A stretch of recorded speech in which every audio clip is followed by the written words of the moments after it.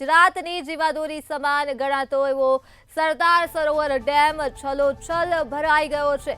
સરદાર સરોવર ડેમમાં પાણીની ભારે આવક નોંધાઈ છે અને આ ડેમ હાલ સંપૂર્ણપણે ભરાઈ ગયો છે, જેને સીએમ ભૂપેન્દ્ર પટેલ દ્વારા વધામણા કરવામાં આવ્યા છે। સરદાર સરોવર ડેમમાં આવેલ નર્મદા નીરના વધામણા કર્યા છે સીએમ ભૂપેન્દ્ર પટેલે।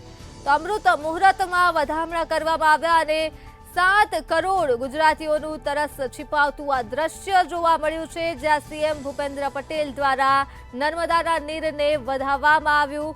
9107 ગામોમાં 1 વર્ષ સુધી પીવાનું પાણી રહેશે, તો 169 શહેરોને 1 વર્ષ સુધીનું પાણી મળી રહેશે અને 7 મહાનગરો માટે 1 વર્ષ સુધીનું પાણી ઉપલબ્ધ રહેશે। 8 વર્ષમાં આ છઠ્ઠી વાર ડેમ છે જે ઓવરફ્લો થયો છે।